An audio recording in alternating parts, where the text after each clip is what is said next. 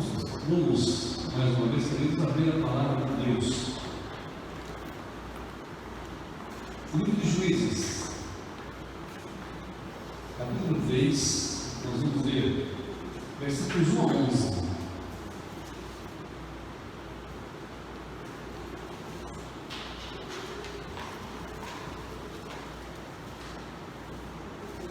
Juízes capítulo 3, versículos 1 a 11. Depois, 2 Crônicas 7, 14. Iniciando com a leitura de Juízes capítulo 3, versículos 1 a 11. Estamos aguardando aqui os ajustes, a transmissão. Juízes 3, 1 a 11. São estas as nações que o Senhor deixou para por elas provar a Israel, isto é, provar quantos em Israel não sabiam de todas as guerras de Canaã. Isto tão somente para que as gerações dos filhos de Israel delas soubessem, para lhes ensinar a guerra.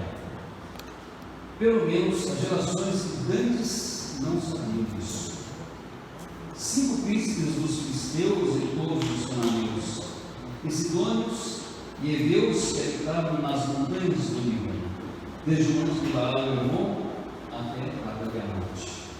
Estes ficaram para por eles o Senhor por Israel à prova, para saber se dariam ouvidos aos mandamentos que havia ordenado a seus pais por intermédio de Moisés. Habitando, pois, os filhos de Israel no meio dos cananeus, dos heteus e amorreus, e ferezeus e heveus e jebuseus, tomaram suas filhas para si por mulheres, e deram suas próprias aos filhos deles, e renderam culto aos seus deuses. Os filhos de Israel fizeram o que era mal perante o Senhor, e se esqueceram do Senhor seu Deus, e renderam culto aos Baalins e ao poste de Ídolo. Então a ira do Senhor se acendeu contra Israel, e ele os entregou nas mãos de Cusã-Risataim, rei da Mesopotâmia, e os filhos de Israel serviram a Cusã-Risataim 8 anos. Clamaram ao Senhor os filhos de Israel, e o Senhor lhes suscitou um libertador que os libertou. Otoniel, filho de Kenaz, que era irmão de Caleb, mais novo que ele, veio sobre ele o Espírito do Senhor. Ele julgou Israel, saiu a peleja, e o Senhor lhe entregou nas mãos a Cusã-Risataim, rei da Mesopotâmia, contra o qual ele prevaleceu. Então a terra ficou em paz durante 40 anos. Otoniel, filho de Kenaz, faleceu.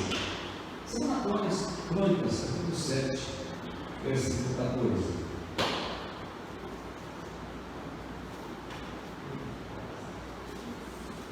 Se o meu povo se chama pelo meu nome, se humilhar, orar e me buscar, e se converter dos seus maus caminhos, então eu ouvirei dos céus, perdoarei os seus pecados e sararei a terra. Queridos, vamos curvar nossas cabeças, vamos orar, pedindo que Deus nos prepare para receber a sua palavra nesse instante. Convido o nosso irmão Diácono Géser para fazer essa oração. Assim que irmãos são, oremos. Deus Pai, obrigado, Senhor, por essa oportunidade de estarmos na tua casa, para louvar e agradecer a Deus de nós. Senhor, obrigado pelos momentos de adoração que tivemos, Deus. Senhor, também queremos te agradecer, Senhor, porque agora eu volto mais a oportunidade de ouvir a tua palavra, Senhor. Faça com que ela de fato nos ensine, Pai, nos prepare para viver na fora, para que possamos fazer a diferença onde estivermos. Abra as nossas mentes, ó Pai, dê sabedoria para poder compreender, principalmente como aplicar em nossas vidas. Perdoa os nossos pecados, Senhor, são muitos, aumenta cada dia mais e mais a nossa fé. Em nome do teu filho amado Jesus, nós oramos. Amém. Meus queridos, o nosso tema hoje é despertamento ou avivamento. Despertamento ou avivamento. Amados, muito se fala em avivamento nos nossos dias, e nós podemos afirmar que o avivamento é um desejo do povo de Deus.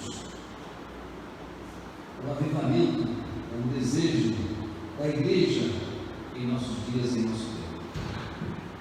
E quando nós olhamos para a palavra de Deus, percebemos que ela nos convida nos mais diferentes contextos a este avivamento.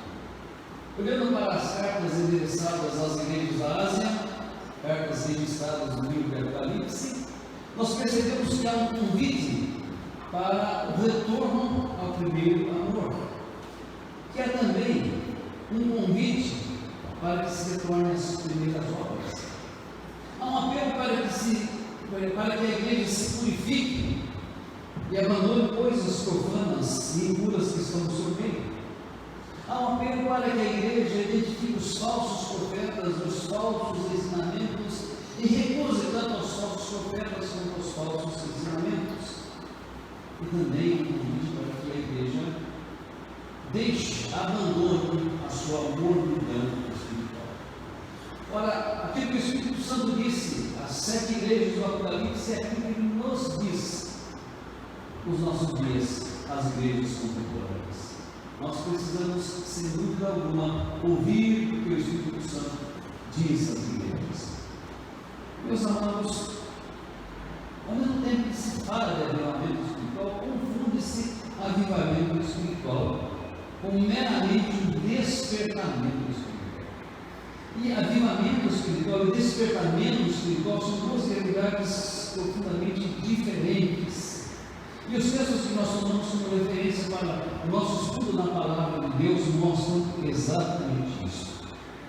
Eles vão nos apontar para as características do despertamento espiritual e para as características do avivamento espiritual.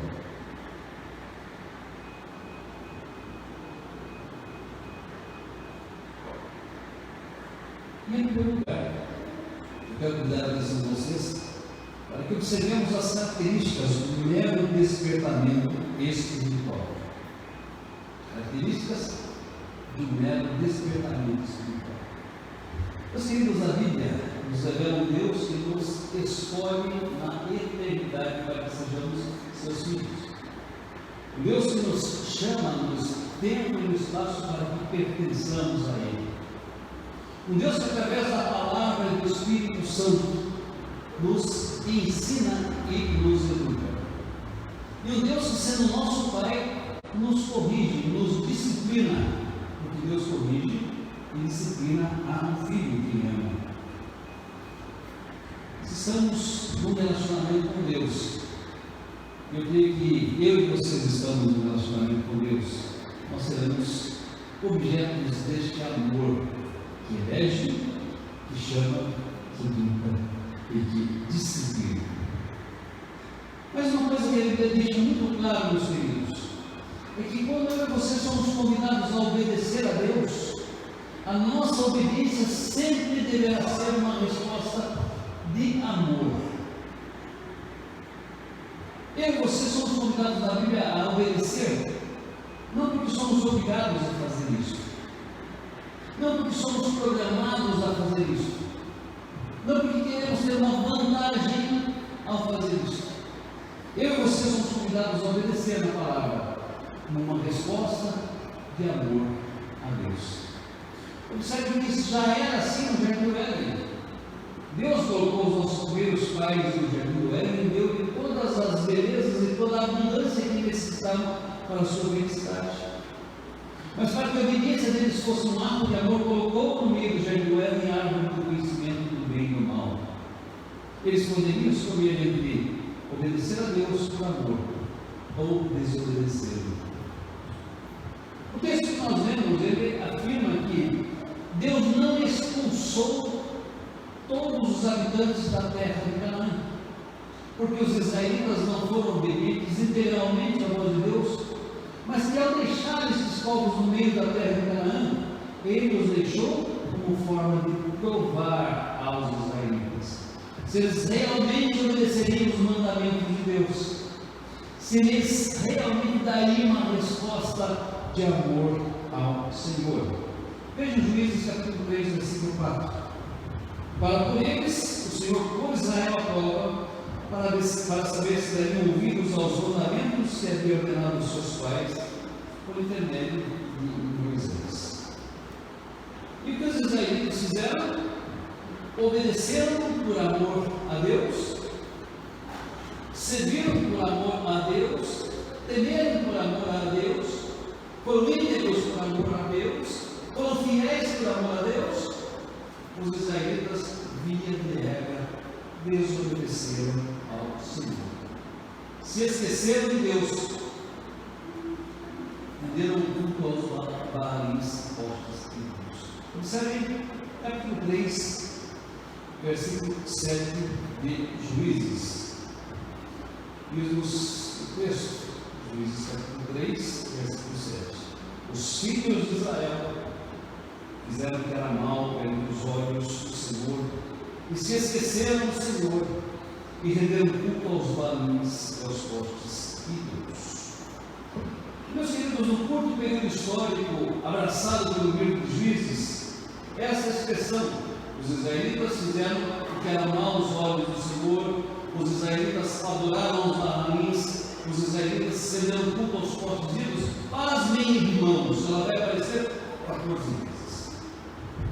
O período histórico abraçado pelo livro de Juízes, 14 vezes o povo de Israel fez exatamente isso. E qual a consequência?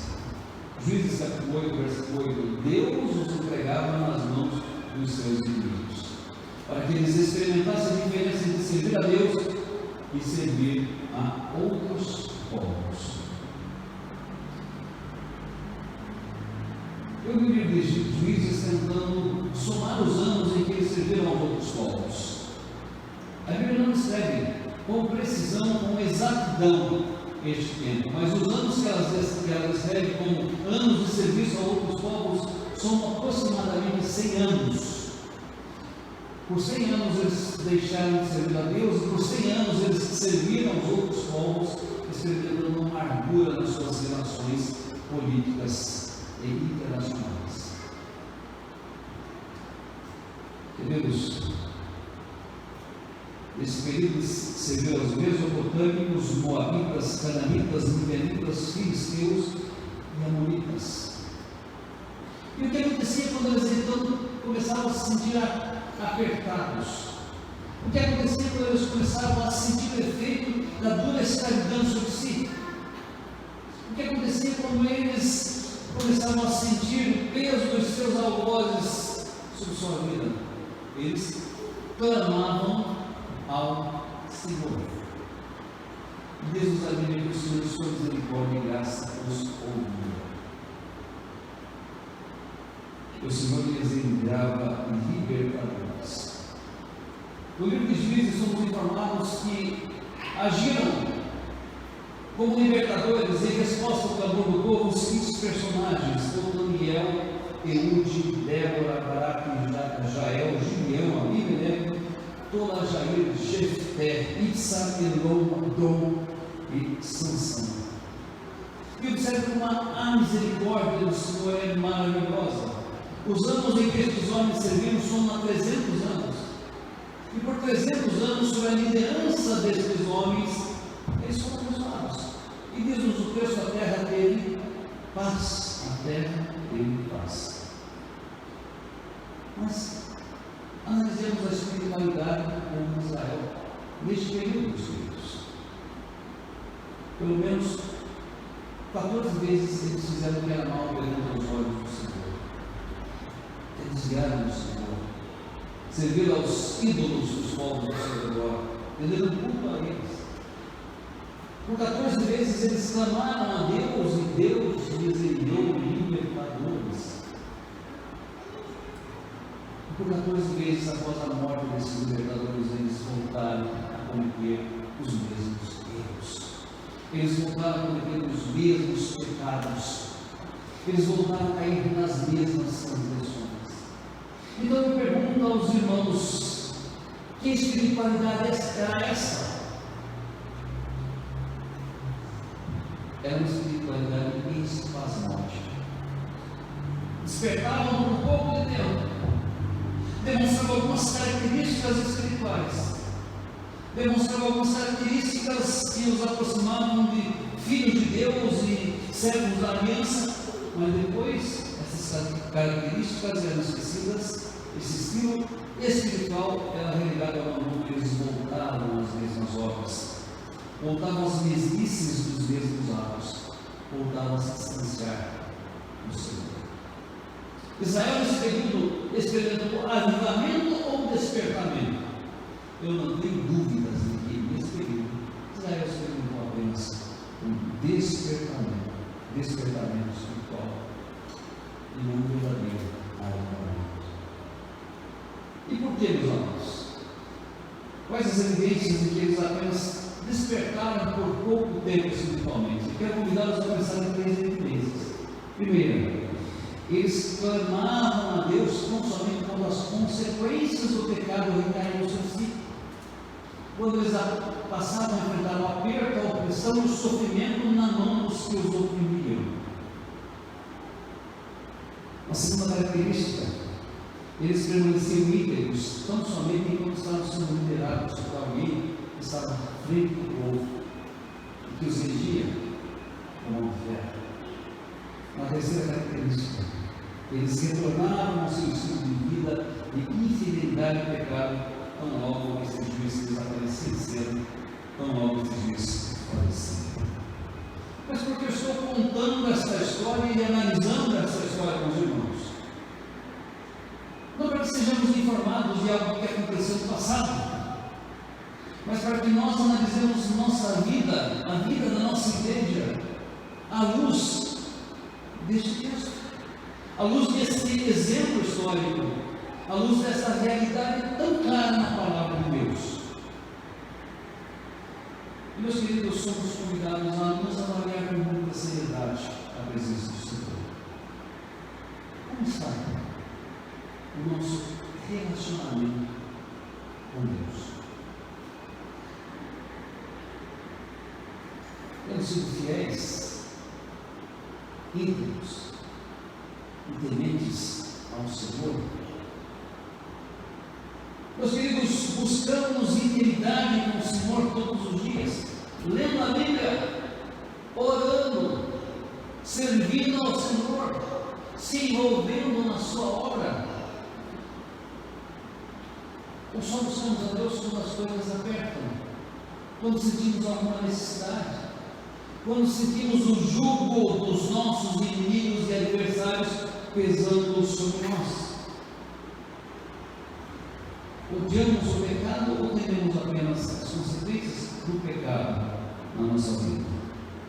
Estamos vivendo uma espiritualidade sólida ou consistente, ou apenas demonstramos certos espasmos espirituais, em curtos períodos de despertamento, mas com longos períodos de apatia, de sonolência e de indiferença?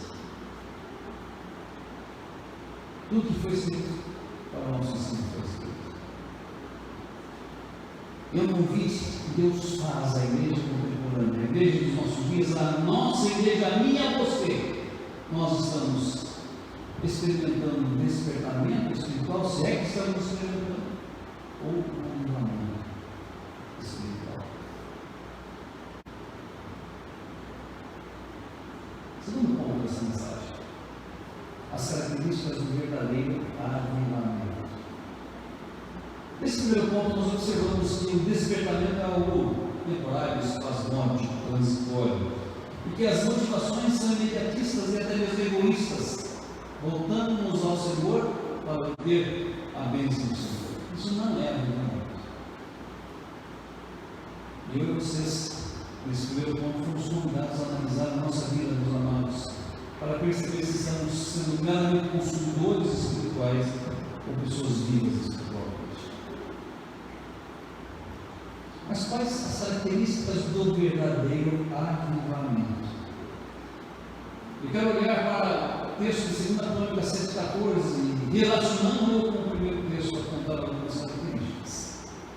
Primeira característica do verdadeiro avivamento: profunda consciência do pecado, do quanto esse pecado destoa do estilo de vida que Deus quer que nós vivamos, e do quanto esse pecado ofende a Deus.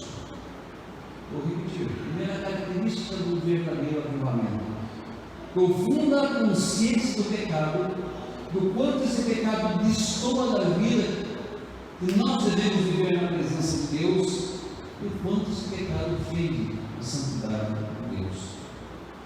Perceba que essa consciência nos leva não somente a temer as consequências do pecado.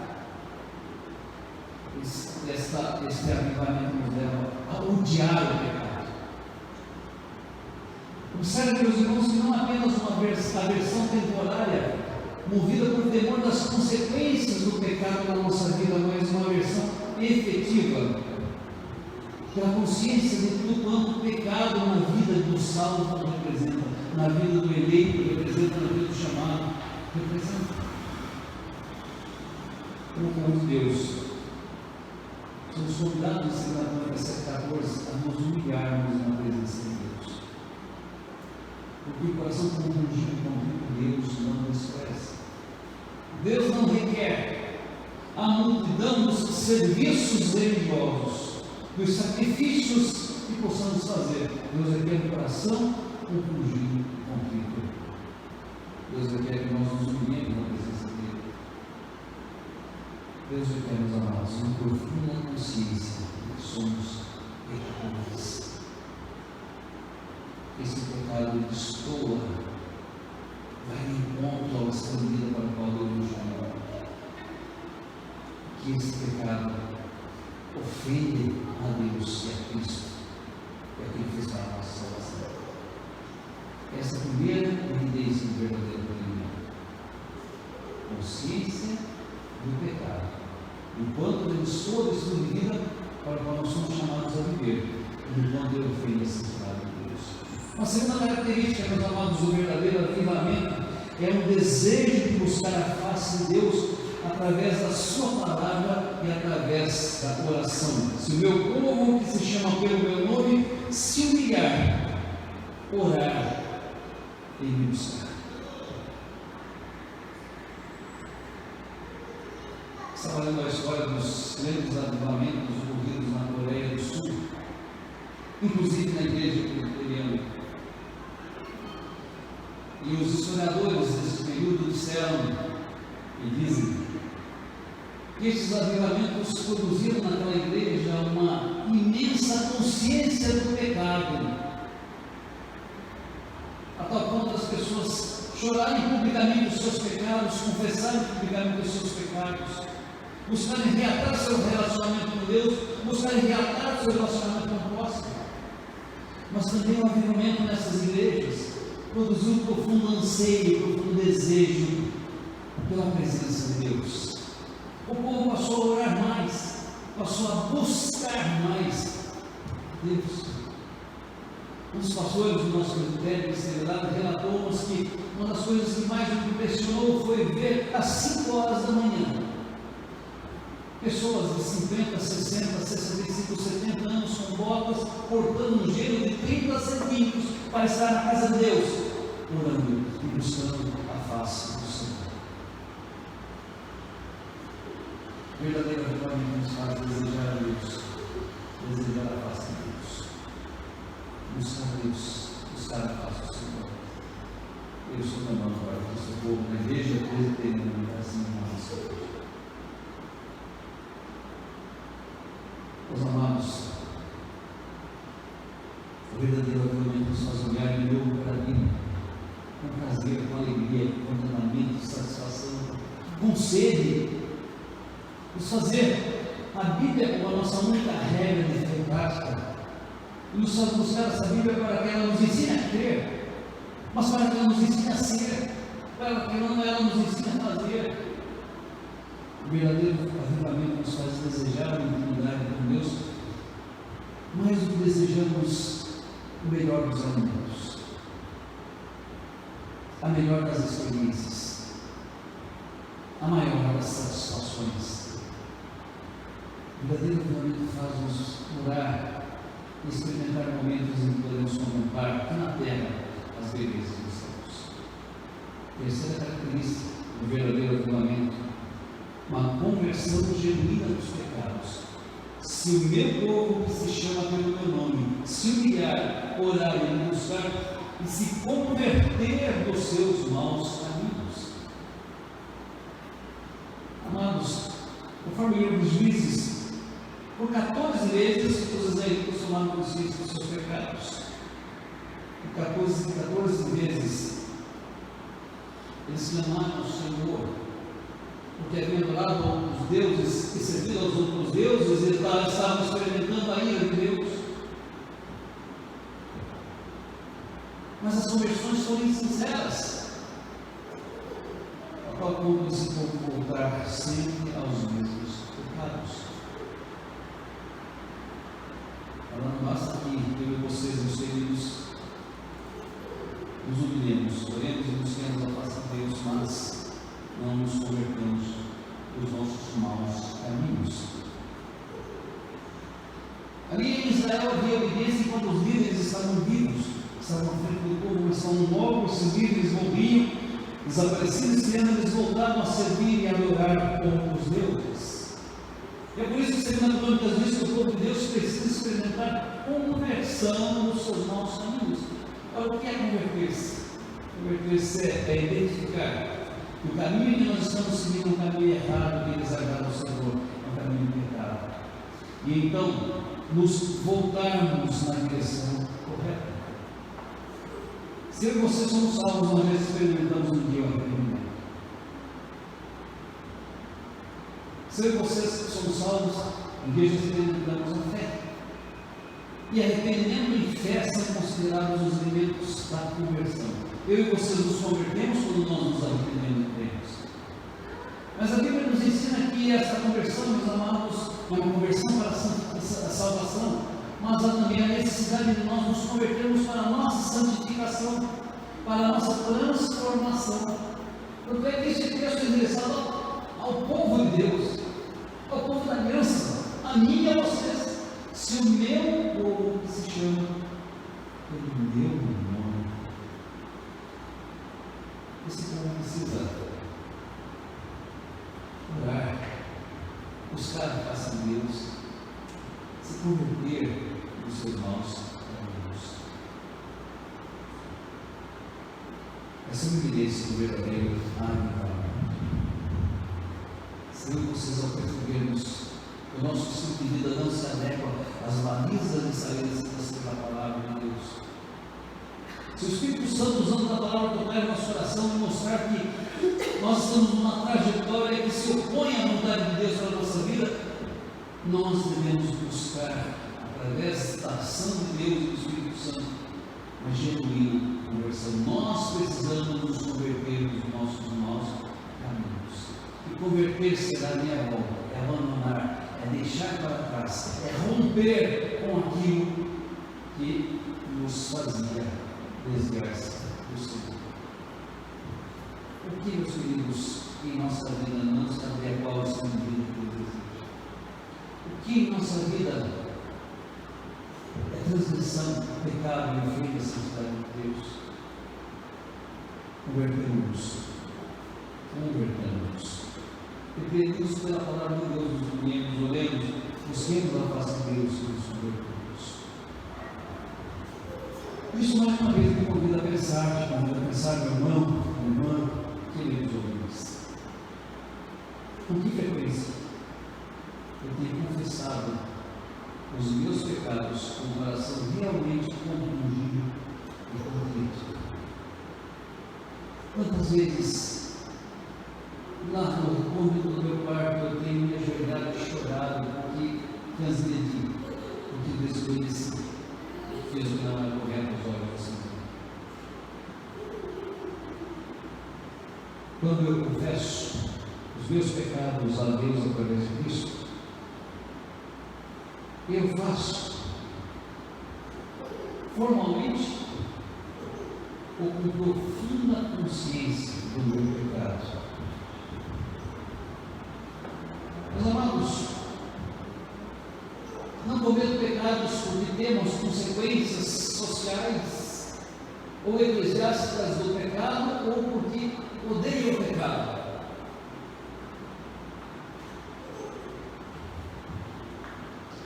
Por outro lado, tenho orado sempre